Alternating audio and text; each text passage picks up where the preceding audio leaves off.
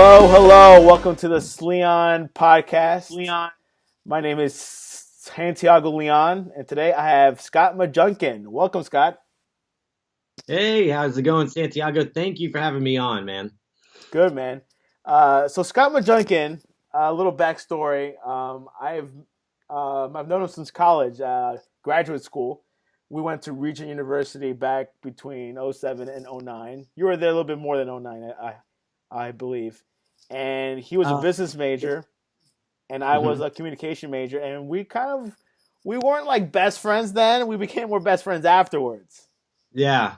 I think throughout, like, as life kind of took off, you and I developed a deeper friendship, and it's been cool. Yeah. I think it's been about 10 years, man. 10 years. It'll be 10 years. Yeah, this year, 10 years that we started Regent. Yep.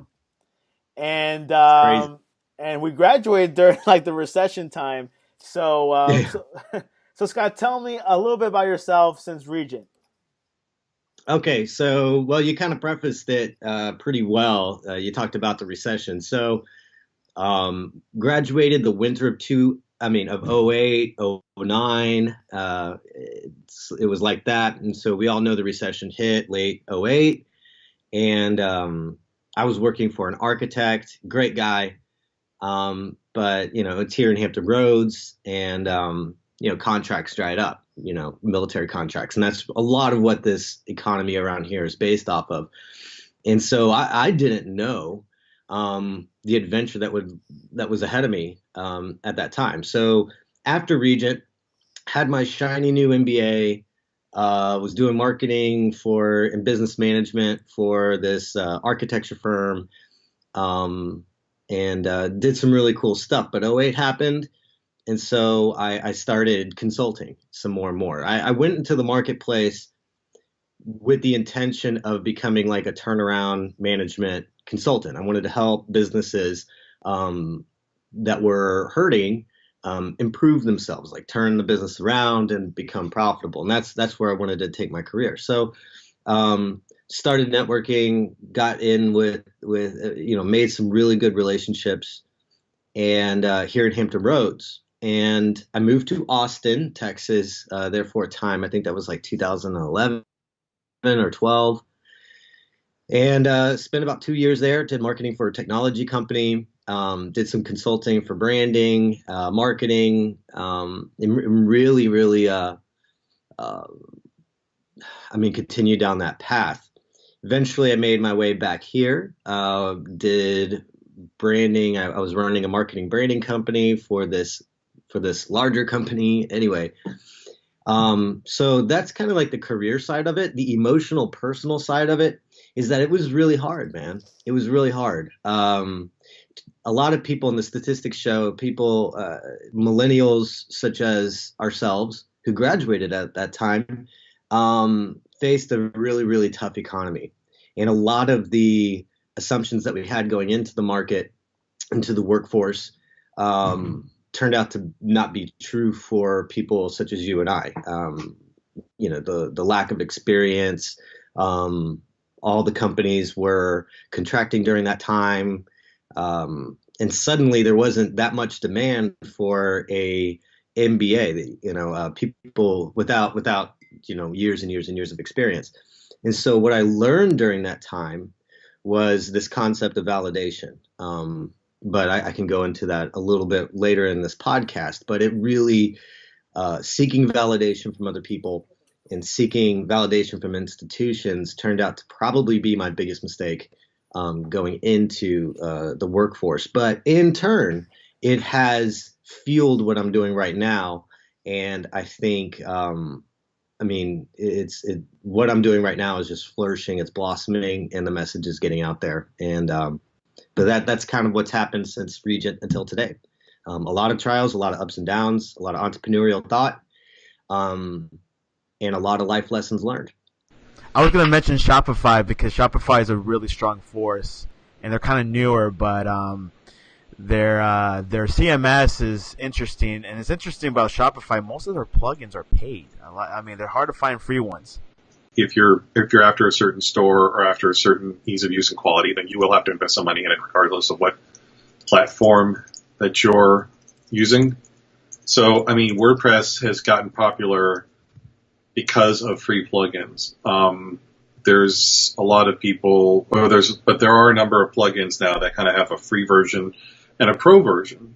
We're seeing the WordPress space, the economics of these developers and so forth, evolving over the years. So, it was hard to make money just offering a free plugin, for example, and then now there's people that, there's paid plugins now, and then there's server-based or, server-based solutions now that are appearing in WordPress now where you pay a subscription or something and you get the services of a product, whether it's just making online backups or there's monitoring your e-commerce store for analytics, that sort of thing. But there's still enough plugins, low-cost plugins, and even free plugins out there that if you wanted to do some e-commerce with WordPress, it's very cost-effective. I think if you're selling things online, then it's worth probably some sort of investment for your money if you are going to be doing it yourself. Now, for WordCamp, if you're a beginner or don't know anything about WordPress, should he or she go to WordCamp and find out more about WordPress? Should go to go to wordcamp.org, find your local, like what's the closest WordCamp to you. In the U.S., they're pretty easy enough to get to. For WordCamp Miami, we have people coming down from Orlando, from the entire state, and then people outside of that as well that are just coming down, and they're not even speaking; they're coming down to hang out, basically. And that's the other cool thing about WordCamps as well. I've been to about WordCamp Miami specifically. I've been to other WordCamps, and then people says, and they give up to give a talk one guy gave a talk in WordCamp Orlando, and he was saying, I got my first, how I got this job where I got it by going down to WordCamp Miami, so that was pretty cool. We have speakers that go on to speak at huge conferences that got their start by going to WordCamp or speaking at WordCamp Miami too. So it's kind of almost forgot the original question. Oh, yeah. For beginners or for people that don't know anything about WordPress but are interested, do you think WordCamp, this would be a good event to go to just to learn more about it? Yeah, like I said, it's really, if you value,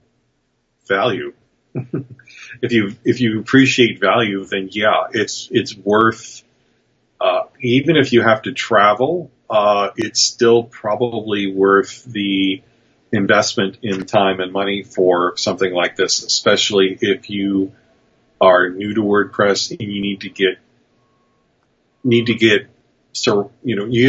in depth pretty quickly. And conferences, you can't retain everything if you go, especially for a 3-day conference or a 2-day conference. You can't expect to go in and absorb everything and retain it, but it's a great learning environment. So, I tried sitting down at my computer and learning certain things, and I'm mildly successful. But if I go to a conference, I seem to be more focused on things, and there's also all these other people around you that want to learn similar things to what you're learning.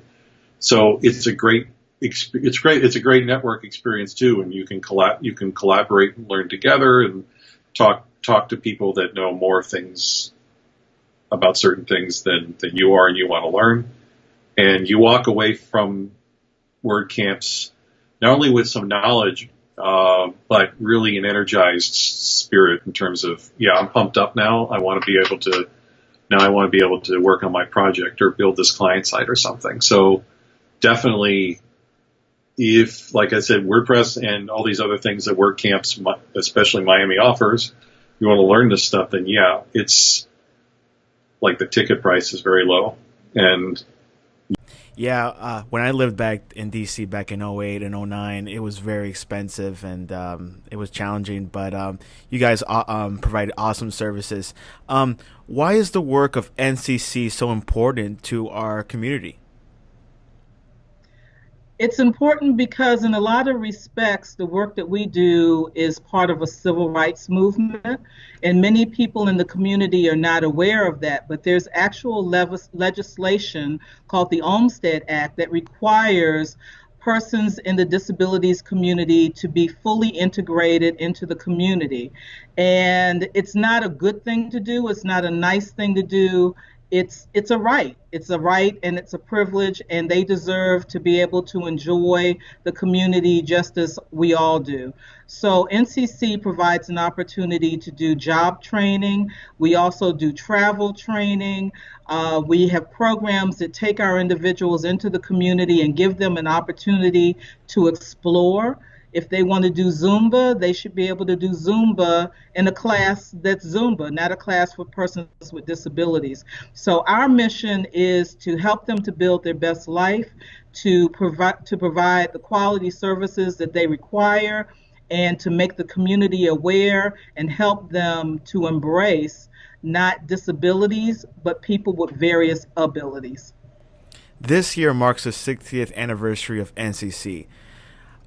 What's in store for your employees and the people you serve this year? We are so very excited to be celebrating our 60th anniversary. And this year, in my mind, is about celebration of many, many years of accomplishments and success. It is also about community awareness. As I shared earlier, we want everyone to understand that diversity and inclusion is not just about sexual preference and racial and ethnicity and cultural differences. It also is inclusive of the members of the community that we serve. So we're going to celebrate, we're going to make aware, and we also are doing a massive, major appeal for new donors to help us in this mission financially. As you look at the news, you hear all the stories about Medicaid caps and potential changes in that world. The persons that we support are very dependent upon Medicaid funding and many of the federal funds that are available. So we're going to be looking and reaching out to corporate sponsors and donors and private donors to help us to continue this great work, to make sure that everyone receives everything that they need to live their best life. And what events do you have planned for this year? Well, we're still working through that, but there's talk of a 5K. We're planning a huge benefit gala in October that will be designed to re-engage, recommit, and to commit former donors and current donors, and again, to celebrate, to fellowship, to bring awareness, and to ask for support. Where do you see NCC in the next 60 years? In the next 60 years, I want us to be cutting edge. When I think about early learning and early intervention, I want us to be the premier site in the city, in the nation's capital. Today, we are fully accredited as an agency, as a center. We are inclusive, meaning that we support children with and without disabilities so that children can learn together and grow together and teach each other. We want to be the model that others from around the world will come and aspire to be. In the world of adults, I look forward to visions of smart homes and leveraging technology that enable persons with disabilities to be even more independent than they are today. Of all my clients, my mom really was really like, wow, this is an awesome organization. You know, it's one of the organizations that she spotted. Oh, NCC, that's amazing. That's what they do in the community and everything. How can someone learn more about NCC and your cause? Well, the best place to go is our website, nccinc.org. And you can reach out to any of the leadership members that are posted on the board on the website, and they'll be happy to share more information. Also, opportunities to engage people in the community that want to volunteer, and certainly people that want to help support this great goal and great mission financially. So, Sean, if a student today wants to intern at Fox or wants to be in Fox, what is a good path for them to get there? I always say start locally. If you have a local news station, go there. I think a lot of people think I want to go to college and just land right at Fox. I mean, it kind of sounds like what I did, but I'd also been doing it for a while beforehand at a local level. And I think there's a lot of places where just in this day and age of things being streamlined, people doing multiple jobs, if you go to a local outlet, you can learn so much there. So don't negate the fact that if you start lower, it's going to be worse. You're probably going to learn more there because at some local stations, you're going to shoot, you're going to edit, you're going to do all those things as a one-man band.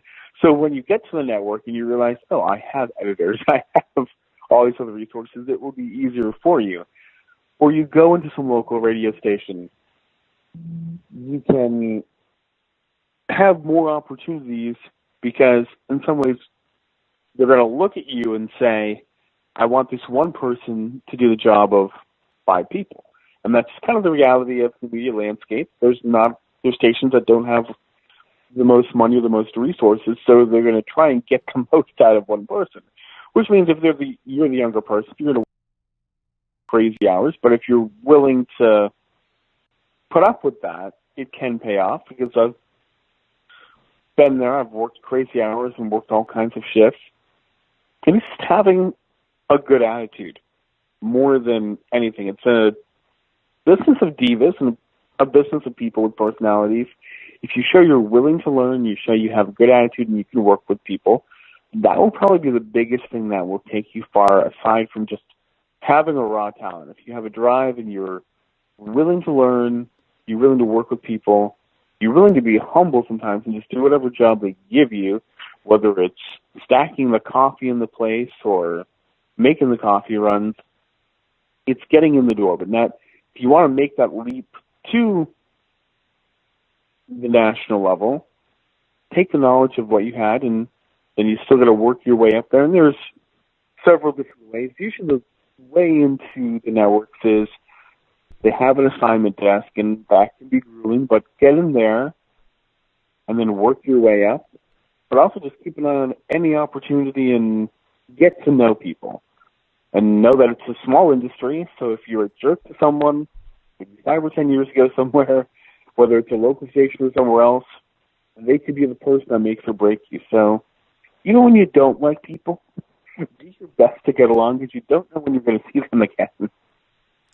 Yeah, and like you were saying as well, like you have to know like skills. You have to know how to video edit now. You know how to write, how to shoot, and things like that. Now it's a little bit easier now than it was before, but I really do agree that you have to be multi-level skill and also work locally. I mean, there's plenty of local stations out there in your town or in another city. I mean, I've seen people that started off in Montana or they started off in Idaho in these small stations. Sean Hannity started in Alabama.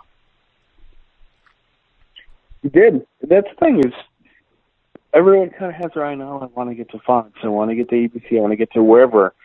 But if you're willing, take a year or two of your life, go work for some local station, even if it's in Montana, it's not in the place you want to live. Spend some time there and realize that you might cover the most interesting stories of your career in local news. Because keep in mind, the stories that we like to use for those little funny stories, usually are the stories we comb through Florida Man or some weird story in Montana. Those are the stories that we love to feature some days because it's the local news that gets some of these hilarious stories. And now that you have the internet, get shared all the time. Do you recommend ghostwriting? Of course, people have their schedules, different schedules, but obviously you could tell the difference between ghostwriting and people that actually write their own book. Yeah, so it depends, right? Like so first I just want to say to all the ghostwriters out there, I have much respect for you. I do not know how you do what you do. I could never do that. Like, it doesn't matter how much somebody would pay me. Like, I don't think I could ghostwrite a book effectively for somebody else and like actually get their voice. So that's first thing. Second thing is like, it depends. And what I mean by that is if a person is like a CEO of a business and they are like completely booked like all the time, right? Because they're running the business, but they know that to grow it and to build their brand, they want to become an author. And they just don't have the time. Like, they truthfully do not have the time to write a book. Hiring a ghostwriter is not a bad idea. And if you hire a really good one, like, a ghostwriter can actually really capture somebody else's voice, and it can seem as if though that person wrote the book. Like, I've seen it like that. Like, obviously probably like your best friends and stuff can tell, but the general public can't really tell because they don't know you that well. So I would just say it's a lot more expensive. Typically you're going to be looking at for ghostwriting like a business book, like 20 grand, like minimum for a ghostwriting. Whereas if you write it yourself and get it edited, you could be looking more in that 5-10 grand range, for like a full developmental edit. And there's different types of editing. We can get more into that if you'd like, but there's just different types and they cost different.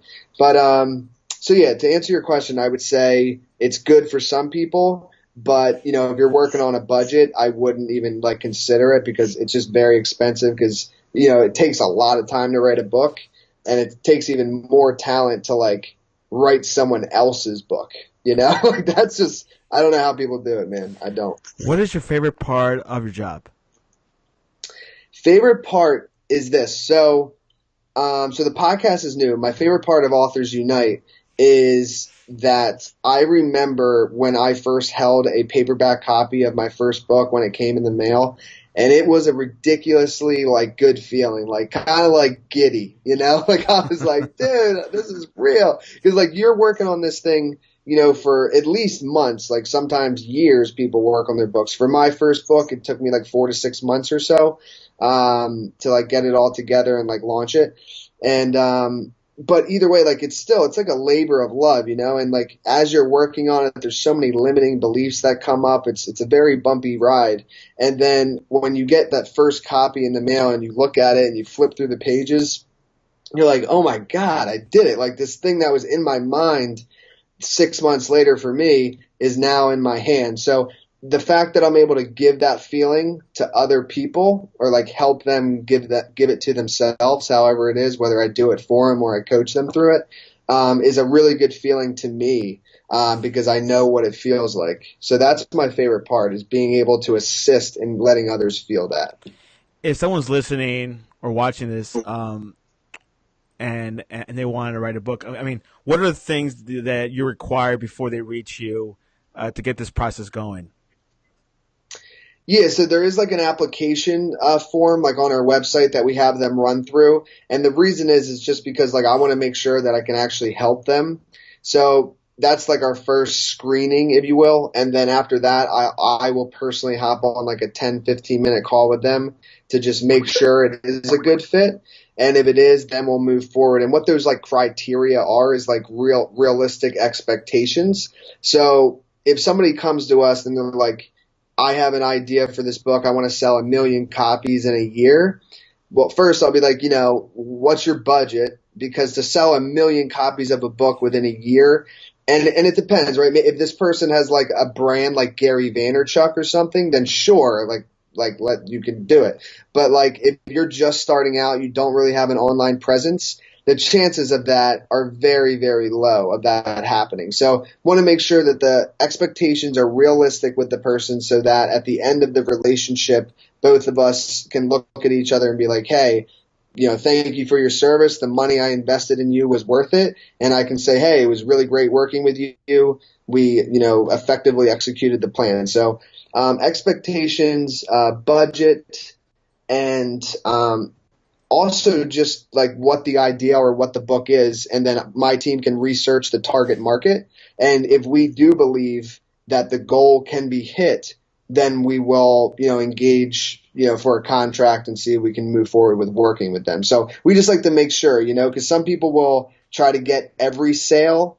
but I think that leads to a lot of not so good things. So like before I even offer to let you purchase, I want to make sure that it is a good fit for both of us, What have you learned, after doing this business for a couple of years that you didn't know before? Probably I've been a mentor. That's what drove me as a CEO. I love that. I was so passionate about mentoring others to the next level. In fact, I've said probably for the last 5 years that my role as CEO is not to run hospitals. It's to develop people to be the best version of themselves. But what I've come to realize is that there's a huge difference between coaching and mentoring. So as a mentor, you're the expert. I'm the one with the 25 years of healthcare experience, and I've been there and I've done that. Let me help you along. As a coach, that's not your role. Your role is to be the mirror for your client and to help them uncover what their thoughts and issues are and reflect on that so that they can look inside themselves. You're not providing that to them. You're just helping them to uncover what's already inside them. So that's a big difference. And then on the flip side of that, I've said that my role is to be a coach, to be a trainer, to be a speaker. Coaching, or teaching and speaking are somewhat similar. You are the expert. You're in front of the room. You have all the answers. You're the one doing the majority of the talking. In the coaching world, it's the other way around. You're not to be the expert. You can use your expertise, but it's your client who does the majority of the talking. Your role is to ask the right questions to make them think about and reflect upon themselves. Man, that's amazing. I mean, you say you were a speaker. How often do you speak? Because I think you must be great live. I'm also a lead singer of a few bands in my life, and there's nothing more fun than being on stage and being able to look at the crowd and take them where you want to go vocally, and feel the energy. And so being a speaker gives you some of that same thing. If you're speaking like myself, some people might be able to speak on anything, but I can't.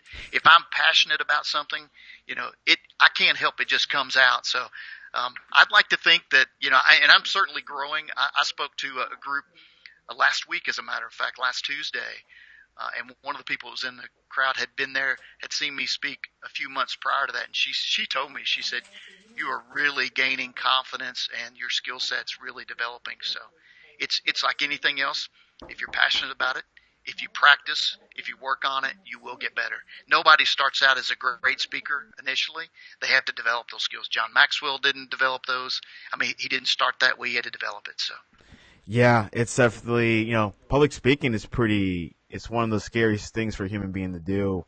I mean, I love people, but public speaking, I heard if you could do it 100 times, you can still get nervous.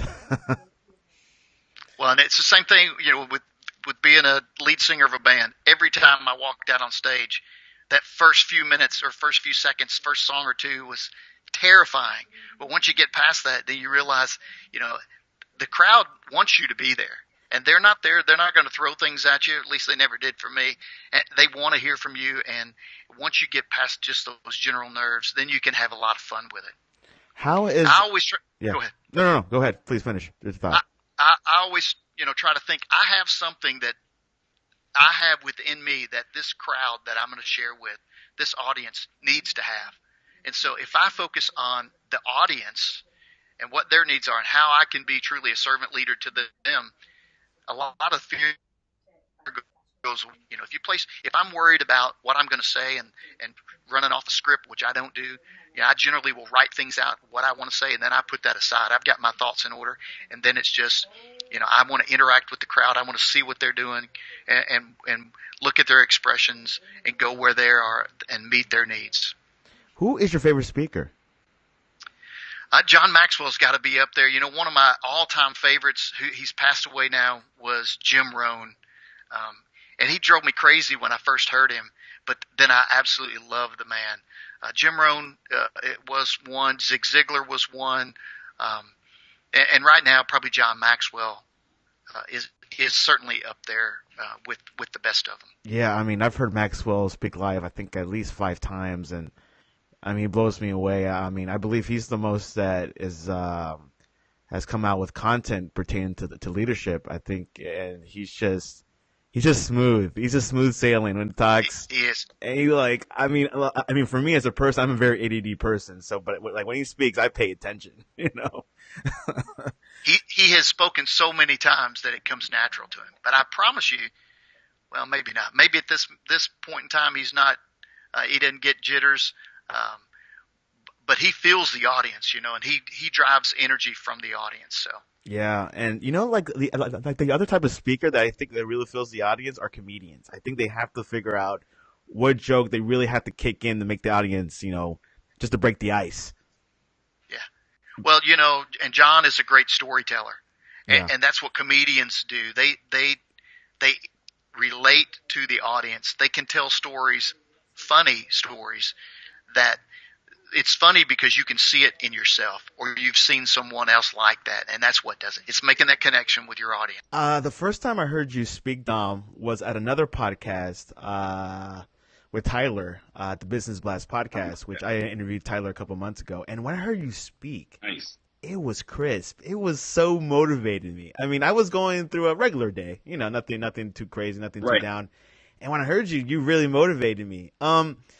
How did you get that motivation? Was your dad a good motivating speaker? Did you learn this stuff with like the Army or with like the police department? How did you get this whole speaking thing going?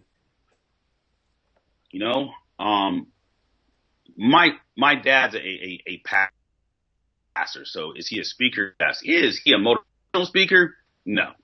Both my parents are prior military, and they served a long time ago. You know, I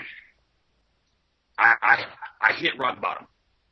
And when you, unfortunately, when you struggle with PTSD, you don't realize that's what it is. You don't reach out to people. When I got home, when I moved back to Arizona from Jackson, Mississippi, I would sleep in my closet, like on the floor, because that's where I was comfortable. It was dark. I always kept a gun on me at all times, but that was a space that I couldn't control.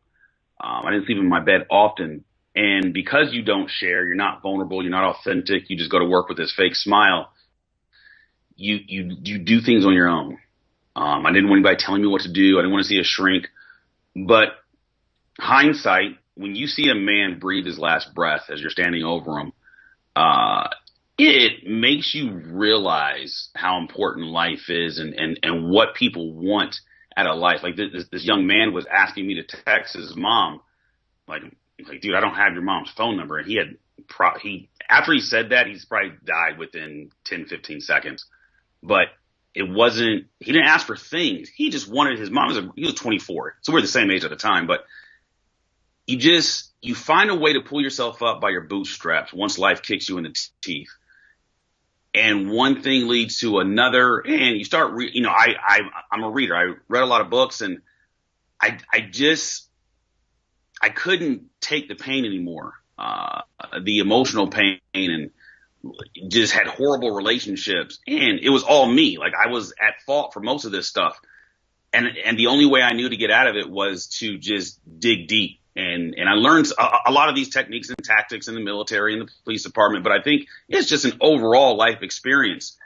And I felt that I had a gift and that I could deliver a message to the world, but in the process, I had to fix Dom Faussette. And I'm not 100% there, but I'm closer today than I was yesterday.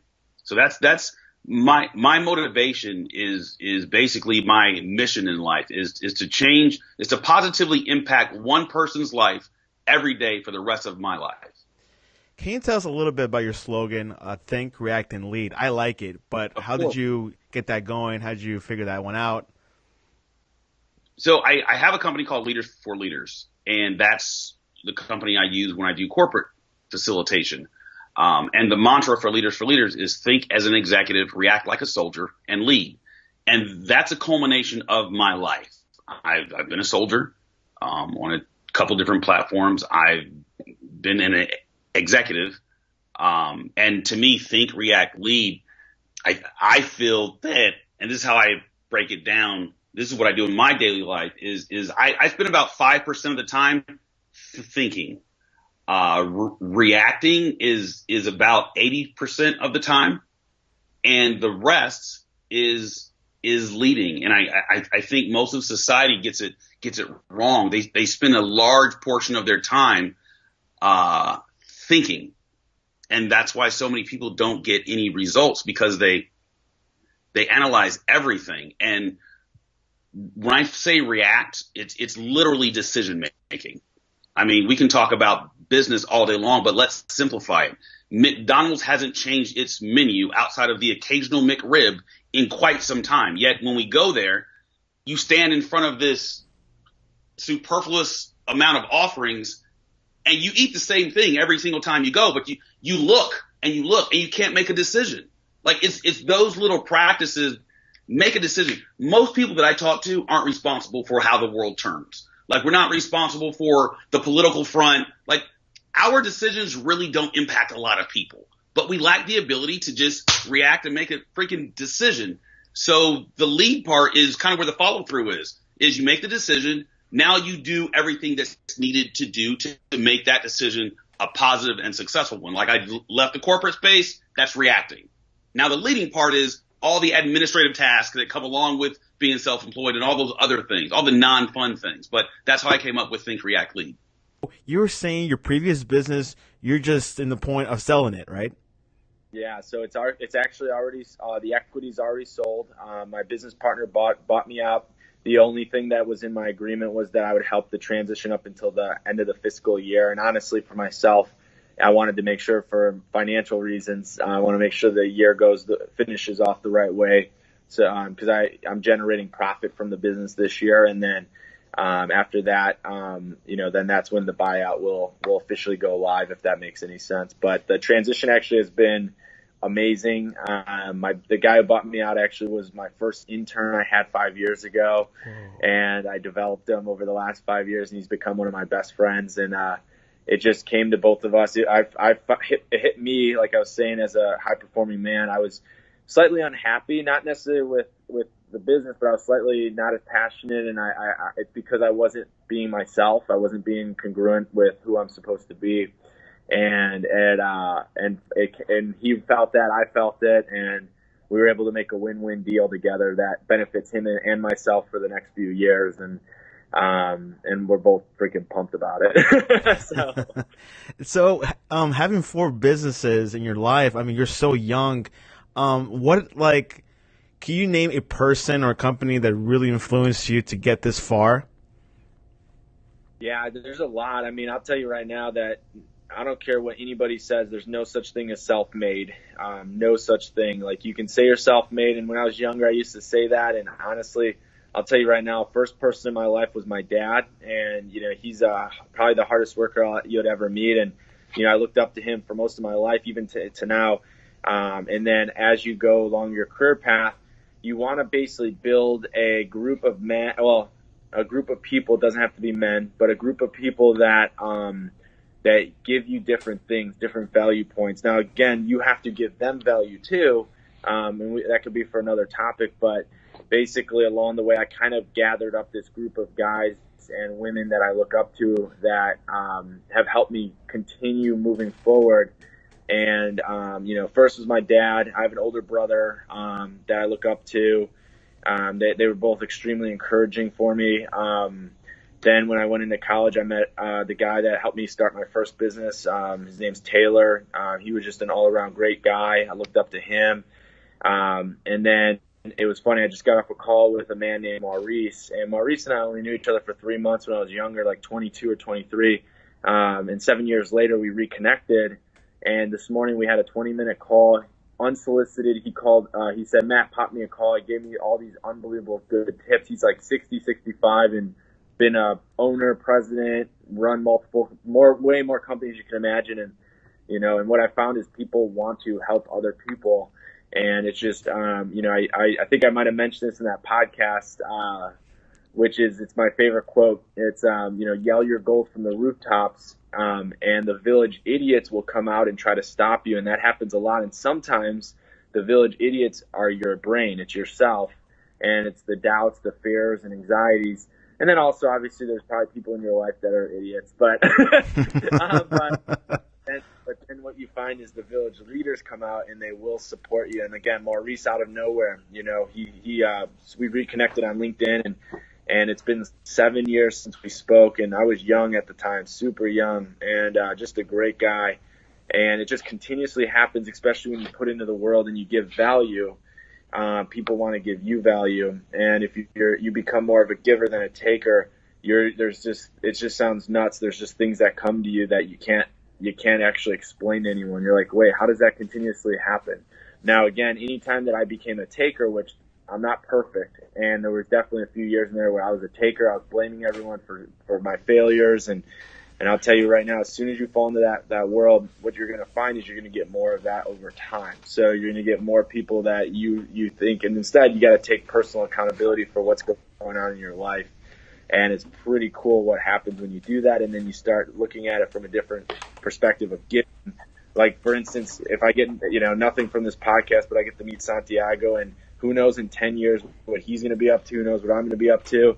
We might, you just never know how the world works, and it's so cool. But yeah, so that would be my, my yeah. No, it's a good answer. Yeah, and you just never know what's going to happen, who you meet, through the internet, through a podcast, and with the power of cell phones and, communicating, which I actually met a guy about a couple of weeks ago, and that's all he does. He just talks to people. He mentors people over the phone.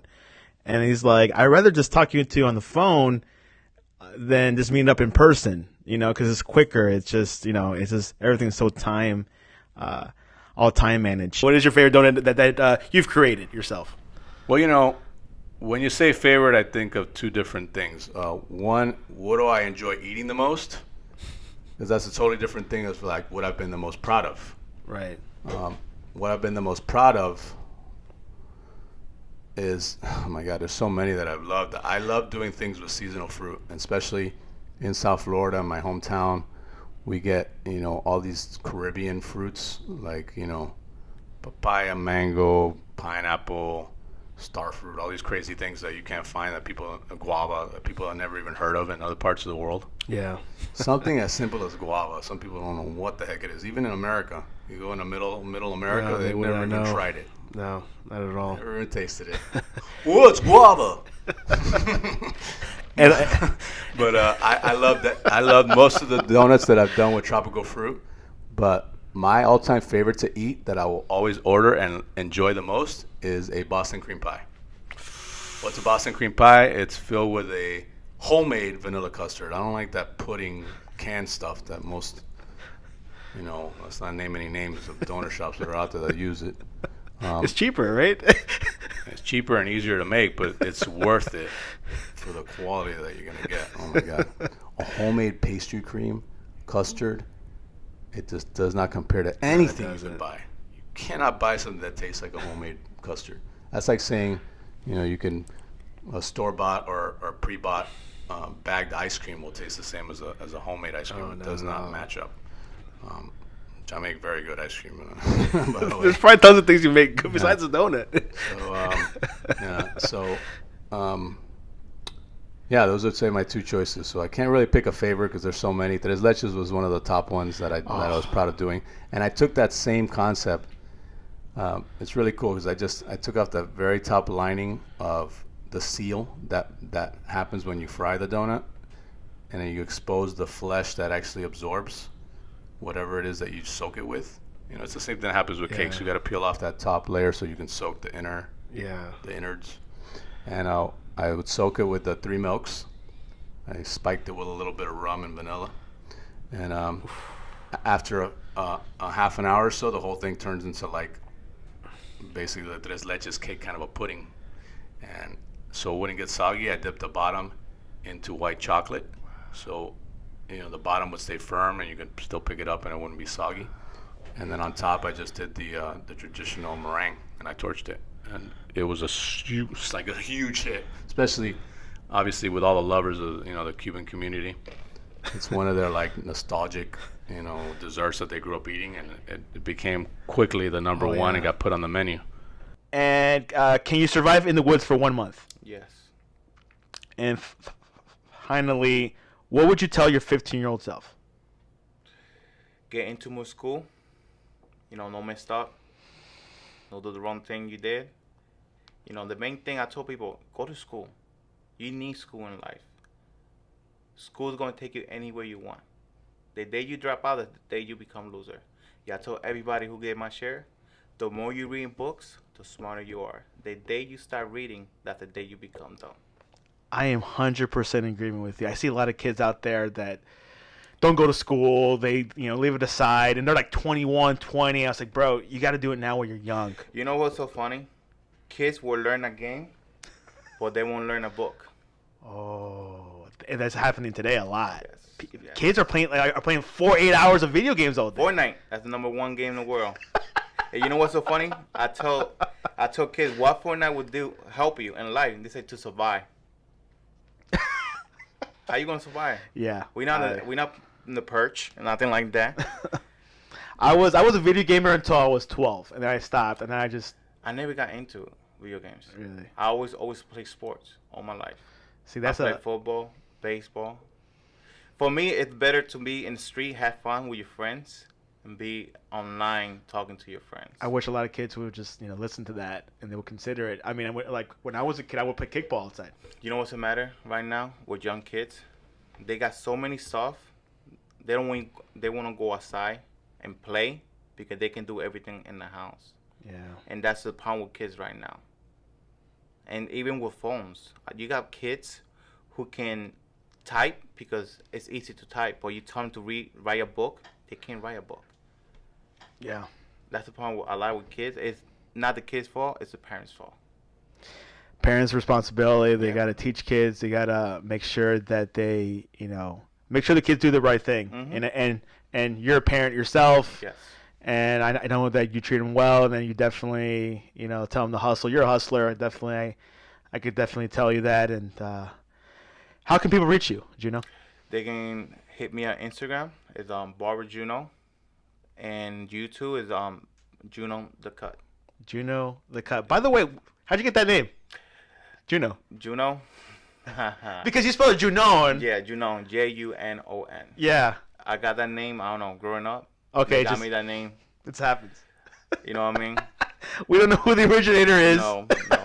I Google it too. I don't know. I ain't know nobody with that name. Yeah. I like it because it's kind of original. Yes. In a way. Like, Juno, there was a movie about like a fish, or it was like it was about a girl getting pregnant. Oh, that's right. Which is a good movie, by the way. Yeah, but that's different. But they pay me for using my name. They pay me. That's what I thought. So yeah, but you know what? It's funny because you go Instagram and you look at the barber's name. Some barbers got a weird name. I'll be like, what I mean? When I become a barber, I was thinking what kind of name. I'm like, you know what? I'm gonna use Juno. I don't see no Juno barber out there. Hey. Also, another thing, on your Instagram handle, I will recommend using Barber in the handle somewhere. Okay. Barber Mike or Barber Chris. Yeah, I tell people, have your own logo with your name on it. A lot of people got logos were clippers. No, have your name. You want people to know you by your name, not by your logo. I agree. The only way is by your logo if you got a company. All right. And you got a company, have a logo. But you promoting yourself, use your name. And by the way, I will not serve justice if I don't ask you about this. Easy Blade, how'd you get involved with them? Easy Blade, I got... What are they? It's a company from New York. It's Janka. It's owned by Jay the Barber. Uh-huh. And I met him a couple of times, a couple of shows. I emailed him. He gave me some free products. I told him I will promote him. You liked it? I like it. And one day, I met him at another show. And he said, would you like to work for my company? And the first thing is, how much you going to pay me? That's always but at the end is how much you're going to give me. That's $1 million question. Yeah. Right? He gave me a contract. He said, I'm going to give you this contract for now. You let me know you like it. I said, I'll think about it. I went talked to a lawyer to see the deal was official. He said yes. And looks legit. I took at least 4 months to answer him. Okay, that's plenty of time, right? Plenty of time to think about it. And I agree, but I said after 6 months, I want more money. Because you have to remember, I get paid for shows. He had to give me a hotel, and he had to give me a rental car. Mm-hmm. And he had to give me money for food. Hey, essentials. Hey, and you want my time costs money. I don't know about the rest of the bar, but my time costs money. Time is an asset Yes. for a lot of people, including barbers. Yes. Should barbers these days get involved with sponsorships or get involved with a product? What do you think about that? What happened? It's hard to get in a company because you got so many good barbers out there. Yeah. But in the end, it is if you got a license. Yeah, that's key. Because they don't want to sponsor you if you don't got a license. Yeah, that doesn't look good in the resume. It doesn't look good for the company. Yeah. It hurts them. Mm-hmm. I've seen a lot of them. There was one gel we were talking about the other day. I forgot the name of it. They're from Miami. I would like to say Frank is in that name, but it doesn't matter because they're not sponsoring this podcast. Yeah. So, but yeah, definitely. One of the things I've seen about it is barber ambassadors. They represent a product and things like that. I've seen that more. I think it's smart business. If you're a good barber, get with it. Get with them. You can make more money. Sky is the limit. The sky's the limit, and go about being sponsored. You can go around the world and go for free and still get paid and have fun. Who would have thought about that? Your neighborhood barber could be famous and things like that. So, Junon, thanks for coming on to the podcast. Thank you. Any closing words? Just read books and keep going to school. That's the best thing I can tell people. Junon, thanks for coming on to the Sleon Productions podcast. Thank you.